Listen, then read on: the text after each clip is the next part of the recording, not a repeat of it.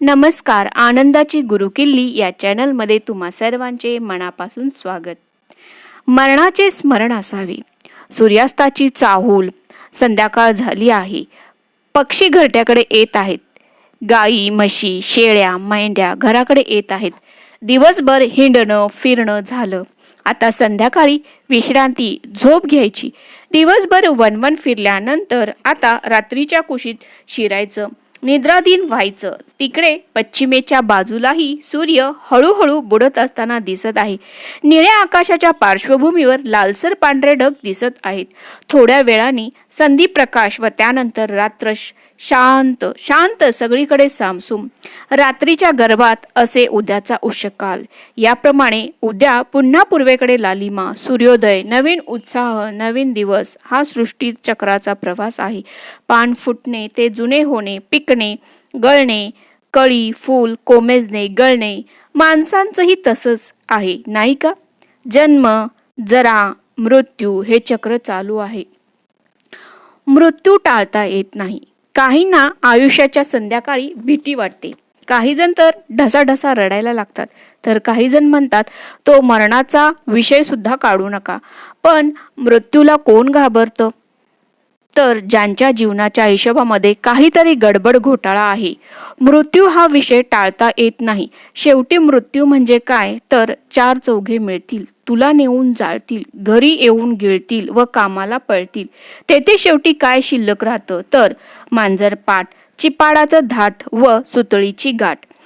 मरण कुणालाही चुकलेलं नाही. किंबहुना जन्म झाल्यापासून त्या मृत्यूकडे एक एक पावलाने, एक एक सेकंदाने वाटचाल सुरू होते. जन्म आहे तेथे मृत्यू आहे. दिवस आहे तेथे रात्र आहे. जे एक वेळेला संसार यात्रेला येतात त्या सर्वांना एके दिवशी जायचं आहे.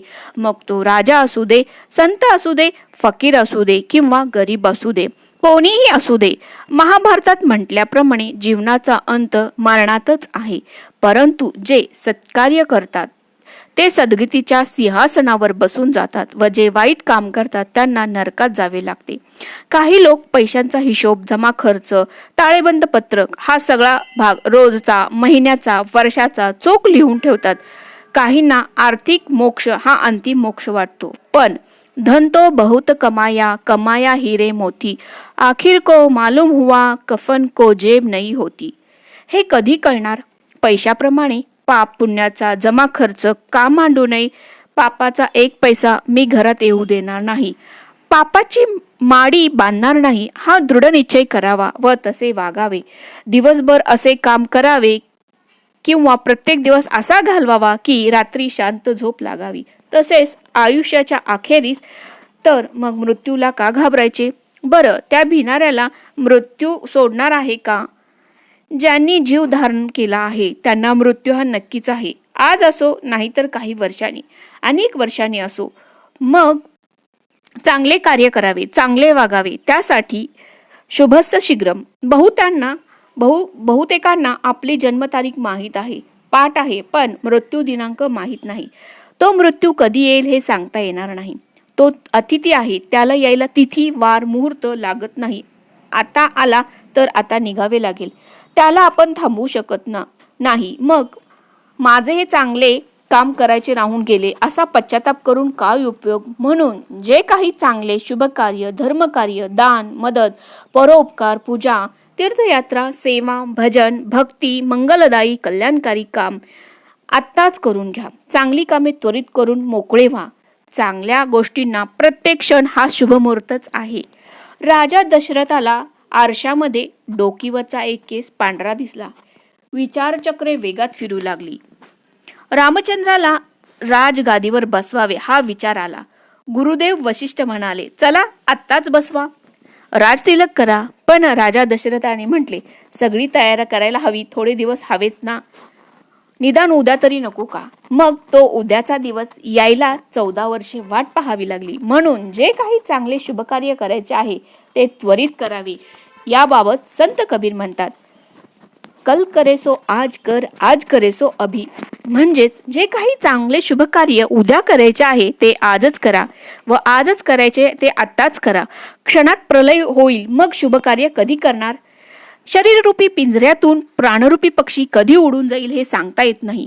म्हणून जे काही चांगले कार्य करायचे ते त्वरित करावे, त्यात आळस करूच नये.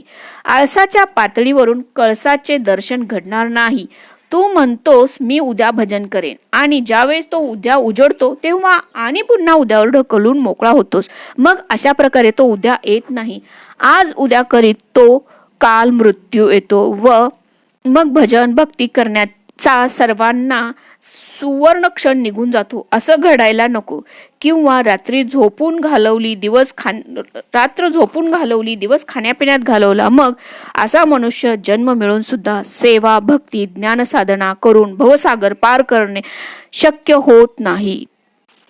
पण तो मनुष्य जन्म अज्ञानामध्ये गमावून बसला. असा व्हायला नको. मनुष्य जन्म हा इतर सर्वांपेक्षा श्रेष्ठ आहे. संयम ज्ञान वगैरे गोष्टी यावेळी शक्य आहेत.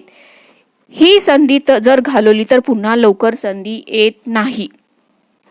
म्हणून जे काही करायचे आहे ते आत्ताच करा. जाती घडी आपुली साधा. येथे एक बोध आपल्याला सांगावा असं वाटतो आहे. तो बोध ऐकल्यानंतर तुम्हाला काय आहे ते कळेल. एकदा एका साधूंनी एका शेठजीला म्हटले, आता तुझे आयुष्य फक्त एकच दिवस राहिले आहे. तेव्हा शेठजी नम्र झाले. दिवसांचं नामस्मरण वरचेवर करू लागले.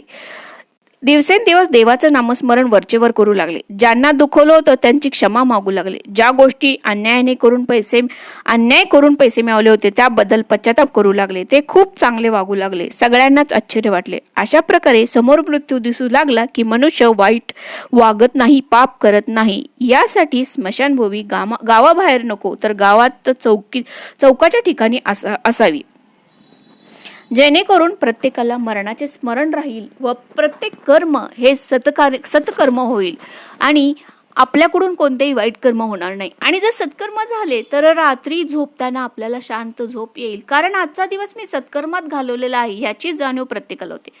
आपणही असे सत्कर्म करा आणि आनंदाने जीवन जगा. नमस्कार.